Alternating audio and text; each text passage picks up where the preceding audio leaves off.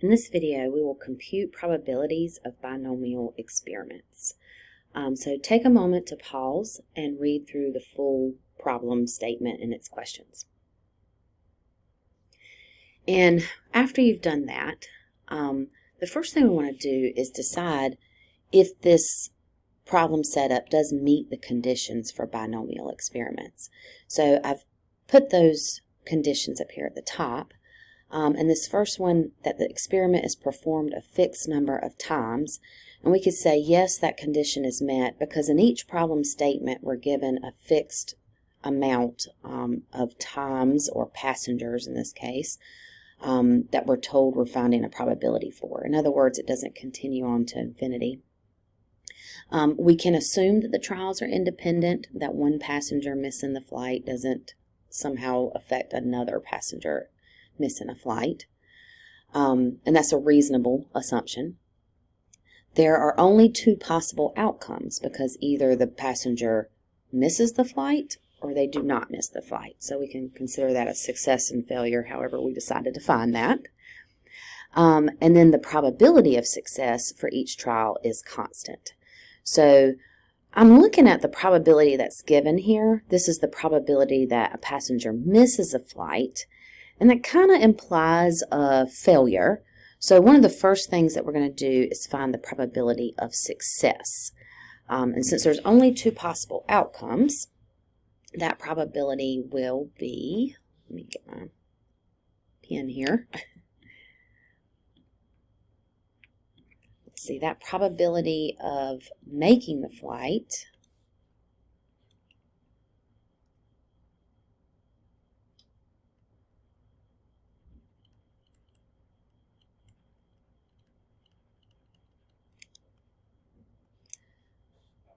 that will be 1 minus the probability that they miss the flight, which for us that calculates to be 0.9039. So that's going to be our probability of success that we'll use throughout this problem. So for this first part, we're asked to find the probability that the flight is overbooked if 57 tickets are sold, given that the capacity is 55. So really here we could express that as we're finding the probability that we end up with 57 or 56 or 57 passengers.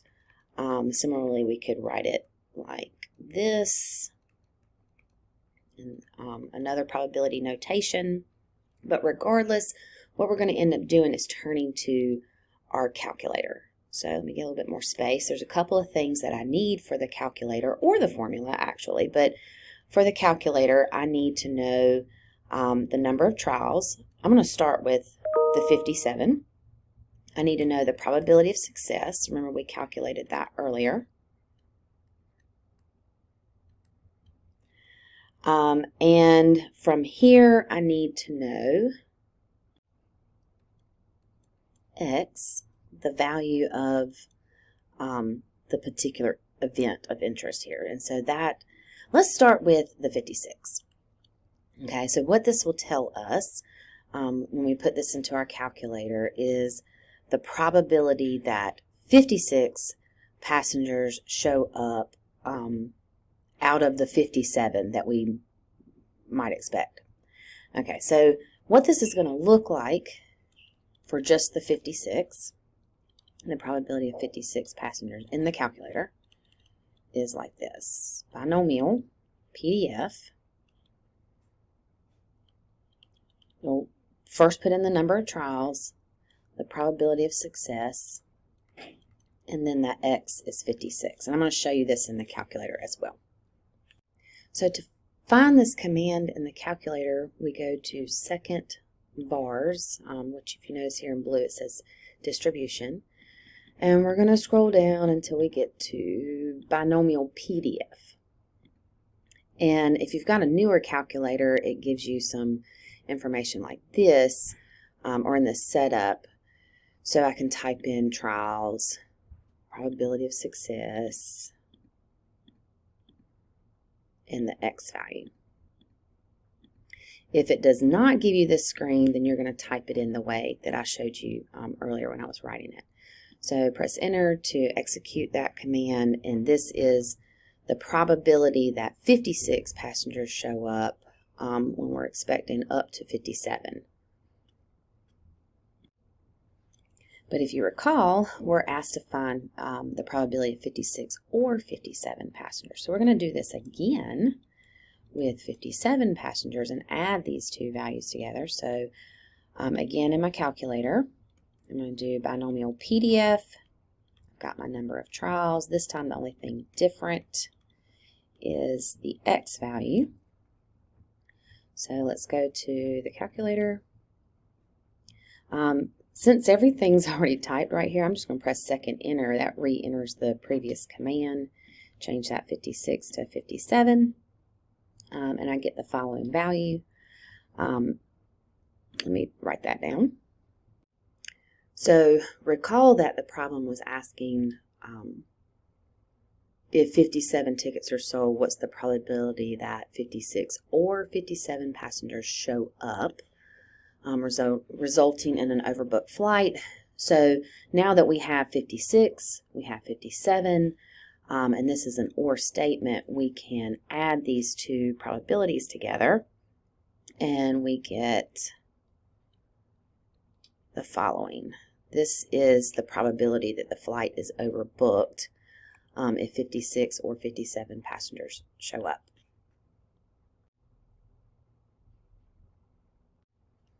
Okay, so moving on to part B, our value here has changed. We're looking at, suppose 61 tickets are sold. Okay, so we still want to find what's the probability that more than 56 or more, I should say, tickets are sold. And I could do this similarly to the way I did it last time. I could look at the probability of 56 tickets sold, 57, but this time I have to keep going.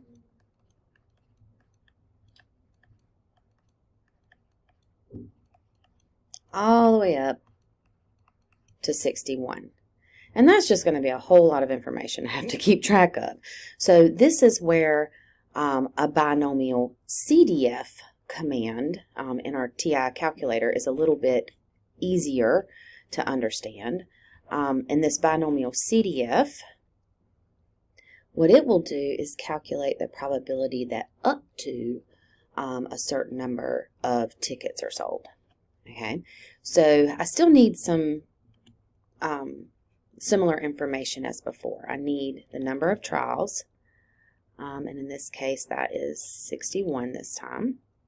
I need the probability of success. That was the same as before. That's supposed to be a 0. And I need X, what's below the value that I'm actually seeking. Because remember, this is going to, if I look at it like a probability distribution like this, let's say, what it's going to tell me is this shaded region, everything that's below a certain point, and we want it to be 55 or below is what we're looking for. Let me get that out of the way. Okay, so X has to be 55 in this case. So it's going to look like this if you're typing it directly into your calculator. And again, I'll show you what that does in the or what that looks like in the calculator here. So I'm going to go back to second bars. That's the distribution menu. But this time I'll select binomial CDF for cumulative. And number of trials, we already talked about that. Probability of success. And the X value this time is 55. Okay, so what this tells us when we compute is the probability that 55 or fewer tickets are sold. Okay, so let's keep that number in mind. But remember, this value is the probability, I probably shouldn't erase it here, that up to 55 people show up, so in other words, the flight is not overbooked. What we're asked, however, is what's the probability that a passenger will have to be bumped. So we want to find this piece, and to do so, we would do 1 minus the probability that we just found, and that's how we get the probability that someone is bumped.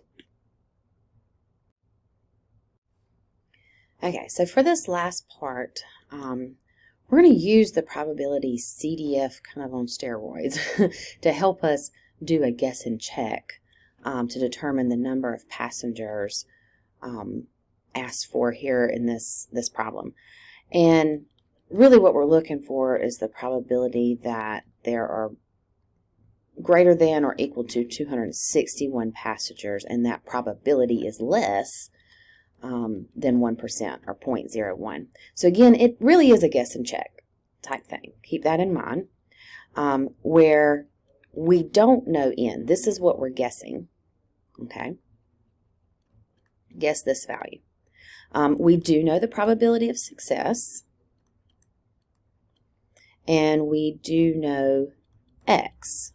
X in this case is the 260 passengers, the seating capacity. And we're also looking at it in terms of being bumped. So when I do this guess and checking in my calculator, I'm going to go ahead and type 1 minus the binomial CDF. I'm going to guess this number here. I'm going to put in the probability of success, x, and what I'm looking for is a number that is just below 0.01.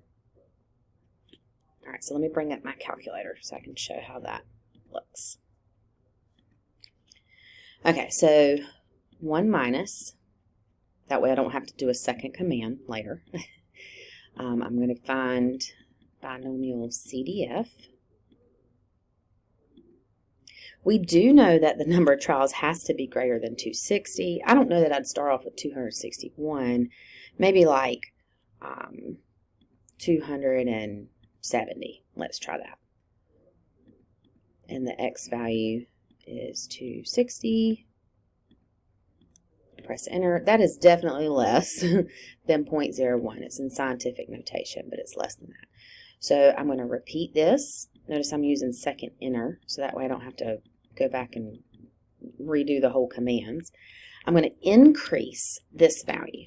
Okay, so I know that that's less. Yes, that works, but it's not the largest number of tickets that can be sold while keeping that probability of somebody being bumped under 1%. So let's try 275. Okay, notice that is less than 0.01.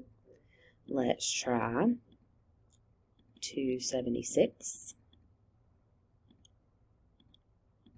Okay, and that is less than 0.01. But we're getting pretty close. So let's try 277.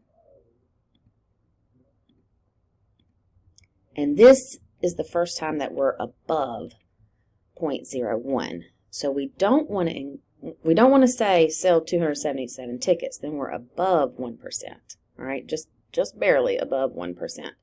Instead, to keep it safe, we'll say the largest number of tickets that can be sold is 276 tickets while keeping that probability of being bumped less than 1%.